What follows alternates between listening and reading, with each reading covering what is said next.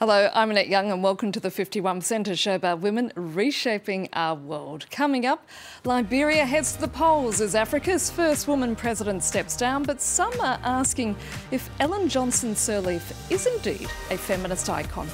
And on France 24 Spanish, we're delighted to announce the arrival of our sister show, Ellas Hoy, or in English, She Today. Will be talking to its presenter, Liliana Valencia, about the most pressing issues currently facing women in Latin America.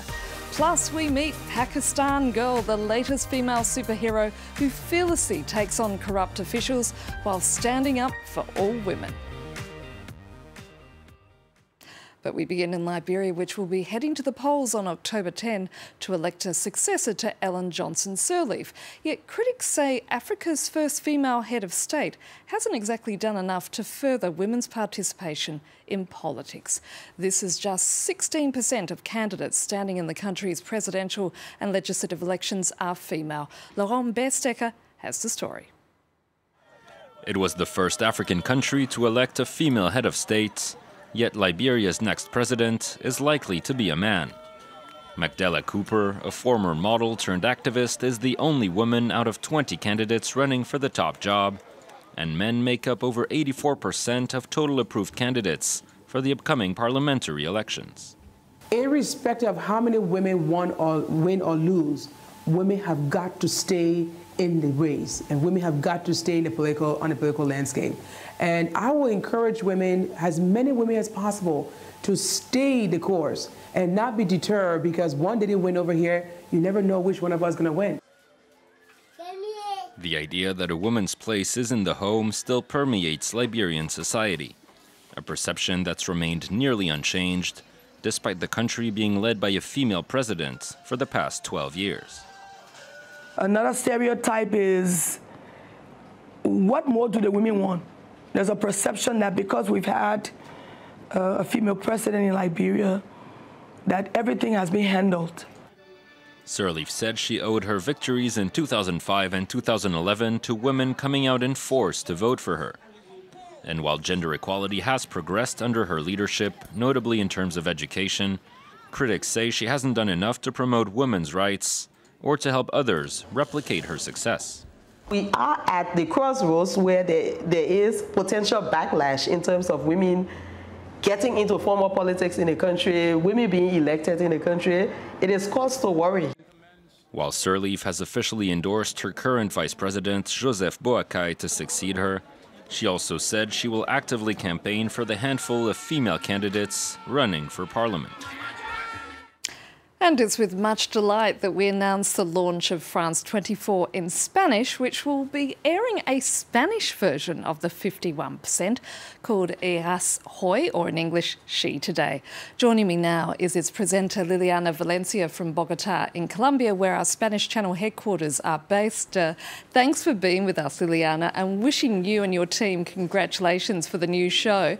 Now, in Latin America, there's growing support for women's rights in particular, a prominent campaign against sexual violence, and we've seen many protests in countries such as Mexico and Argentina under the slogan, Ni una más, not one more as it is in English. Just tell me, how much support is there for the movement? Of course, I'm very happy to be with you today. And yes, Ni una más, ni una menos is the name in Spanish of a movement that is growing up in Argentina, Mexico, and Colombia and other countries of Latin America. They are trying to decrease the level of violence against the women and sexual violence against women and childs too, because, for example, here in Colombia, last year was a very, very terrific case with a child of 7 years old that was violated, was killed by a man, an older man. So women in America Latina are trying to fight against the violence, because levels of violence against the women are growing up still. For example, countries like Peru, Argentina, Colombia, Mexico, and for example, in Mexico too, that women are suffering violence in public transport. So they are trying to increase the conscience through the social media using that hashtag Ni una más, ni una menos, and it is having a lot of power. For example, in countries like Colombia, we have a new law against the feminicidium. feminicidio is the name in Spanish, is that that people who kill a woman. So we are trying to give visibility to that movement because it's very important to get lower the level of violence against the women. Now, the other key issue in Latin America is abortion rights, and the Catholic Church still has a very strong presence in your part of the world, but it is starting to change. Yet in El Salvador recently, there was that young girl who was accused of killing her child after a stillbirth. Yes, abortion in Latin America is still prohibited in a lot of countries. A big part of the countries in Latin America prohibit abortion. But, for example, countries like Colombia again, Peru, and Argentina are improving new laws. So they wanted to empower the individual rights of the women. So, for example, in Colombia, in 3 cases, you can get abortion legally. Yeah, for example, when it's product of a violation, when the baby is ill, and when the life of the mother is in danger. So, for example, just 1 week ago, the president of Chile, Michelle Bachelet, they signed a law and sent it to the Congress. Because she wants to improve the individual rights of the women. So, for example, Chile and, for example, Mexico, in some states of Mexico, abortion is legal. But, for example, you were talking about a case in El Salvador where a young woman goes to jail for 30 years. Because she makes an abortion. So abortion in Latin America is still growing up. It's still prohibited in the biggest part of the countries. Now, another issue that's close to your heart, Liliana, is the treatment of women of African descent in Latin America who often face racist and sexist attitudes. And there's a need, clearly, for their voice to be heard. Yeah. In Latin America, we have a big percent of Afro population, of Afro-descendant population. For example, Colombia has a 26% of black population. Of course, the biggest part of that population are women, and that women are being discriminated for being women, being black women, being poor women, being, for example, victims of the violence, for example, being lesbians. So that kind of women are trying to fight against that kind of violence. It's a movement in all Latin America. And I think the most important point in that case is the visibility, because black women in Latin America are not has not visibility. For example, in media, you can't find black women as journalists and actresses, and the little part that are in media, they are like an stereotype roles. So black women and Afro-descendant women in America Latina are fighting against the violence and against the stereotypes. That's the movement in Latin America for Afro-descendant women. Thank you very much, Liliana, and again, wishing you and the team all the very, very best.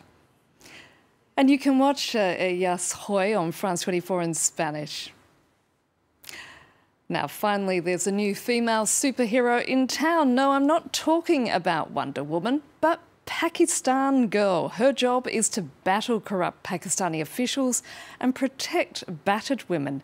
This, as her creator tries to inspire the next generation to fight against injustice in a deeply patriarchal society. Francois Wibeau has more.